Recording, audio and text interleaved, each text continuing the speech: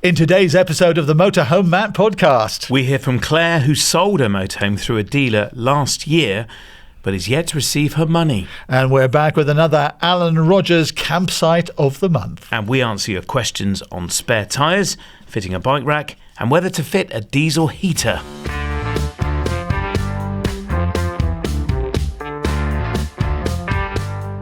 Welcome to the Motorhome Matt podcast. I'm Keith Gooden. And I'm Motorhome Matt. Industry insights, expert advice for the world of motorhomes, caravans and campervans, and it's brought to you by thatleisureshop.com. Now please do remember to follow on your favourite podcast app and click subscribe and the little bell on YouTube so new episodes get alerted directly to you.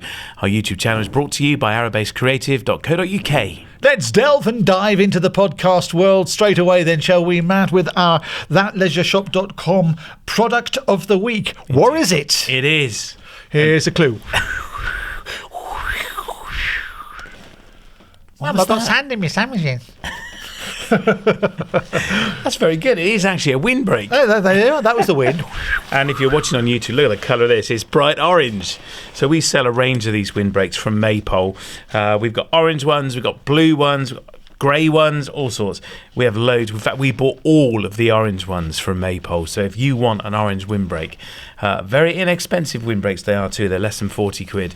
We've got all the orange ones that they made and the blue ones as well. And that little noise? Oh, this is James Bond zipper noise. Do it again. You like that? That's me opening it. That's exciting, isn't it? It's extremely And do you know what? Again, these are really easy to get back in the bag. Really easy to fold up. Which is a big deal, as we've discussed before on the podcast. 3-panel windbreak. They've got a clear panel at the top so you can see through them. 4 poles. Come with guy ropes. Come with tent pegs. Easy. Brilliant on a windy day. 4 poles? 4 poles. Not 4... What was the two Ronnies thing? 4 candles. 4 candles. Not four candles. It's not a 2 Ronnies sketch. No, it's 4 poles. They're 4 poles, not 4 candles. From a different part of the world. There you go. £49.99 of your English money. Yeah, but make sure you go to thatleisureshop.com and use the code MotorhomeMatt. Get 10% off. That's £5. $4.99.9. That's pretty good, isn't it? It's time for our now regular feature, Campsite of the Month, brought to you by Alan Rogers. And here he is. Hi, Alan. Matt, we've been doing this for 6 months. Surely you know by now my name's Rob, not Alan. Well, but you've got his name on your T-shirt. To me, you'll always be Alan. Alan. Thanks for that. Yeah. Anyway, so this month, where are we off to? So we're going to Luxembourg this month. Love Luxembourg. Beautiful place. You been? Yeah, I did actually. In fact, it was back in the 90s, pre the Euro, and we're on a motorbike, and we'd been riding for about 5 hours, decided to stop, pulled off the motorway and stopped, went into some kind of bar or cafe, and were asked to pay in a currency we didn't have. It was the Luxembourg franc, and we offered French francs. We went, no. It's like, what do you mean? Where are we? We didn't even know we were in Luxembourg. Brilliant, but beautiful city.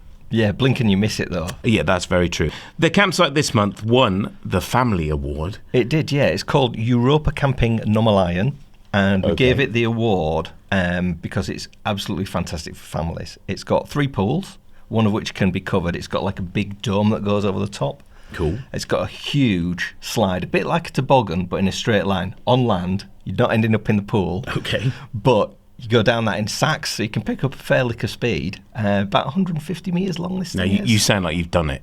Yeah, great fun. You've done it? Yeah, absolutely. Yeah, Brilliant. Is there a video? No, I don't think there is actually. Okay. Next time. Next time, right. Next time we're there. Okay.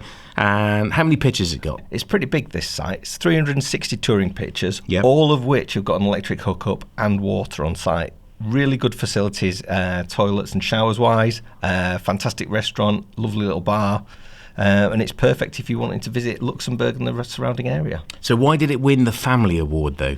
Mainly down to that pool. It's absolutely fantastic facilities in their pool complex. Okay, and there's kids entertainment I hear as well. There is the high season, there's kids clubs, entertainment for the whole family, lots for everyone to do. So It's not like a Butlins, though, is it? Oh no, absolutely not. No, this is Luxembourg, so it's a lot classier than Butlins. No red coats. No red coats. No cheesy entertainment. It's all pretty tasteful.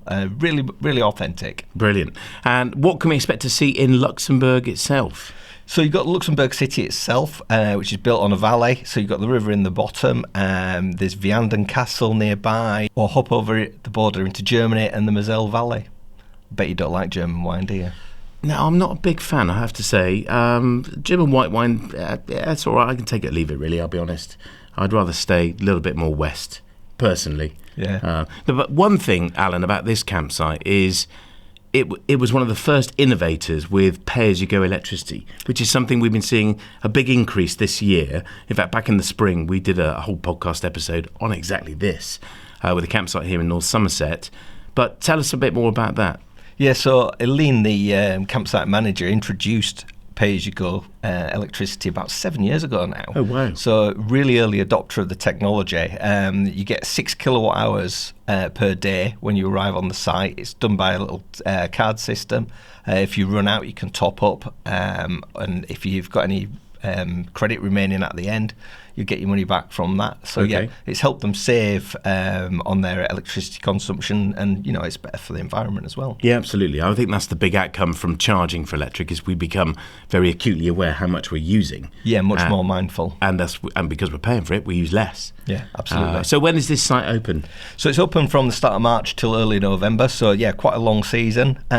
Price-wise, mid-range sort of price, so sort of £25 upwards in the low season. Obviously a little more in the high season. So if you're heading to Luxembourg, what's the name of the site again? It's Europacamping Nommerlayen. Brilliant. Thanks, Alan. So if you want to find out more about all of Alan Rogers' award-winning sites, you can do so at mhmp.info/Alan Rogers. Cheers, Alan. Cheers. It's the Motorhome Matt podcast. I'm Keith Gooden. And I'm Motorhome Matt. Brought to you by thatleisureshop.com.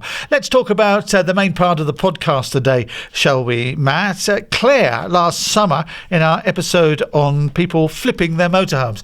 You might remember back during the pandemic, the supply of motorhomes was interrupted. People had orders in, but by the time they got the motorhome was worth quite a bit more than what they paid for it, and so they would look to flip it and make a profit, take some money out of it, much like you do with houses, but it was motorhomes this time. So let's hear what the update in Clare's story is. Matt? Well, the first thing that happened for Clare is it took a lot longer to sell than she was kind of indicated would take. So she was waiting months to get this motorhome sold and get her money back and make a profit. Meanwhile, she'd gone and bought another motorhome so she could carry on with her holiday. And I spoke to her. She was in Croatia in her now owned motorhome, whilst this other brand new one was back up for sale. Anyway, 3 or 4 months later, it did sell. But here we are, nearly a year on, and she still hasn't received the money. And we can confirm a police investigation is taking place. However, we have removed identification details of everyone involved, apart from Clare, for legal reasons. Clare, it's so good to see you again. Thank you for coming back on the podcast. I just wish it was better circumstances. So tell me, what's happened? Well, unfortunately, I am now embroiled in a wide fraud investigation regarding what I thought was a very innocent transaction, purchasing a brand new motorhome, Etrusco motorhome, last spring, and having a company offer to broker a sale of it. I've never received any payment for the sale, yet I paid in full for the motorhome. And it's just the most devastating experience. I found out in February of this year when I got an email out of the blue from a finance company chasing down the vehicle, that there was even finance on it, which I didn't know anything about. And they told me to contact North Yorkshire Police. And from that, I found out that there was a huge fraud investigation ongoing or underway with this company, and that I was a victim. And the company, what's the name of the company again, Clare? Steve Mann Caravans Limited in Harrogate. And the directors were, I understand, were arrested. Yeah, and police but the investigations underway. That's right. Yeah, the police issued a press release on the 1st of May saying that 3 people were arrested and questioned and released pending further investigation, and that some evidence was seized. I've been in direct contact with the chief investigating officer at the police. Even 10, 15 minutes ago, I got an update from him. And he said that there's now some 120 victims have come to light. Now, the last time I spoke to him, it was about 50. Before that, when I initially found out, it was 30. So it's a massive case. And there are so many innocent people that have been affected by it. I've just this morning made contact with another victim. It's very difficult to find who has been a victim and to what extent, because people are naturally very closed about their own personal issues. But I mean, I've chosen to speak out because I'm in a desperate situation, and I launched a GoFundMe campaign because I haven't got the money to start my own legal process, even though I was advised to do that by the police. So yeah, that's where we are. And how is all this making you feel, Claire? What's its impact on you? Oh, I can't tell you, Matt. Honestly, it's totally all-consuming. And literally, I wake up in the middle of the night, 3, 4 in the morning, and I'm just going over and over in my head, how can this have happened? What can I do? And I've tried every angle, from going direct to the Owenheimer Group, who own the Etrusco brand, the GoFundMe campaign, just constantly trying to think of angles, ways that I can try and get help and information. But I mean, the police have said, there's very little hope of me getting anything back from the criminal investigation. So, to lose £61,500 at age 59, with really no prospect of getting that back, being able to earn that back in my, working lifetime, it's just devastating. And presumably the police investigation is going to run for some time before this case goes to court, and we find out, the outcome of that. That could be, you said, 2 years. Is that right? Yeah, well, it may well even be longer than that. The police said to me that investigation, it'll take them at least 2 years to gather evidence enough to put together a case to the CPS. Then the CPS has to review it all, and then they decide if they're going to take legal action, and then it goes through the courts. So given the amount of escalation in the number of victims that have been uncovered, I would say that 2 years is now no longer even a realistic estimate. I would say it's much longer than that. Well, Claire, we will be following the story with real interest, and we would like to keep in touch and see where this all goes for you. Hang in there, and from all of us here, we wish you all the very, very best. You've been brilliant, Matt. You've been so supportive, and I'm so grateful. Thank you. You're very, very welcome, Claire. That's Clare Howell, who tried to sell her motorhome through a dealer but still hasn't received the money for it. We will follow the story and keep you updated, and also with the police investigation that's taking place, and whether charges follow.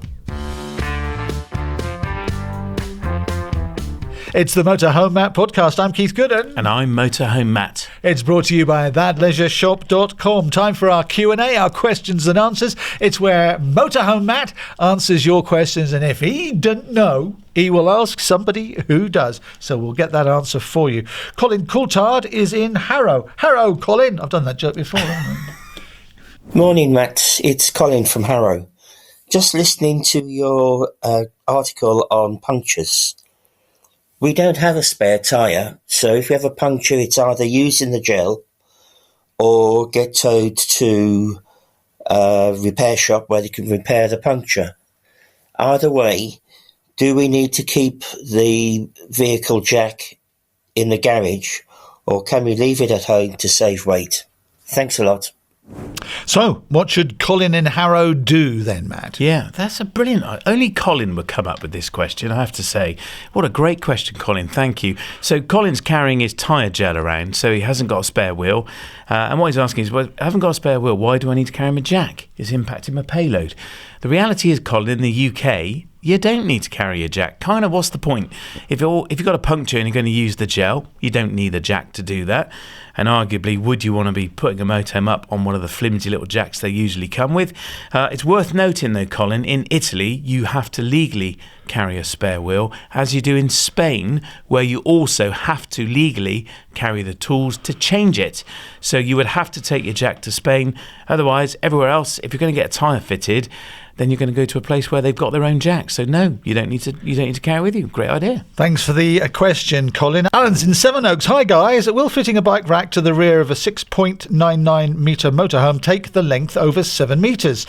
Because it sticks out a bit. With regards to French autoroute system, therefore, will you be charged more if you do so?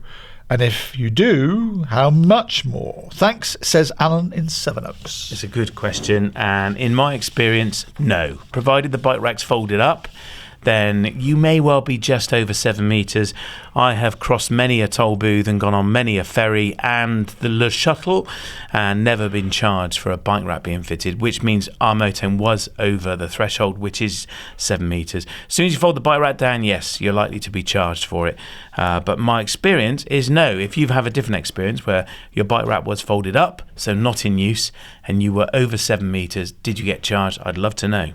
Tony Roberts says no fixed abode. Formerly Cumbria. Sounds to me like he lives permanently in his motorhome. Hi, Matt. Currently, we are full-time, in our Auto Trail Comanche, touring the UK and the EU. When permitted by our 90-day allowance, we have found that in the cooler climes, the blown air heating just does not cut it, especially at the cab end, and even less so when it's just on gas, with no mains to boost the fan's speed. We are considering fitting a diesel heater to supplement our heating and provide an alternative backup when refillable LPG is hard to find. Also, with more sites now charging separately for electricity, especially in the EU, thanks for your podcast on this, and the primary electricity use being heating, would you recommend this? Professionally installed, of course. Note, we previously chatted about Bristol caravans, but they don't fit them. Well, there you go, Matt. What do you recommend? Well, as a complementary solution to your gas or electric heating. Gas, of course, is much more powerful. A diesel heater is a great idea. Diesel, of course, you can buy it everywhere, and it does get cold in the cab. You get that draft coming through the cab floor. I would also consider, though, and perhaps try this first before you embark on the expenditure of a diesel heater, consider a windscreen and bonnet cover. Now, if you Google these, you'll find that brands like TaylorMade or Polar Technologies do make a windscreen and bonnet cover. And basically it covers all the bonnet and the front bumper. You wrap it around, helps prevent the draft. They do work really well, and the ones I Googled were all less than £100. So that might be worth considering first before you embark on fitting a diesel heater. Thanks for your question there, Tony. So if people want to ask Matt a question for the next podcast, what should they do? Please do, yeah. Head to mhmp.info/Ask Matt. Hit the orange button and record your question. Please tell us where in the world you are, or you can fill in the form and we'll read it out for you. And pew pew, leave us a review.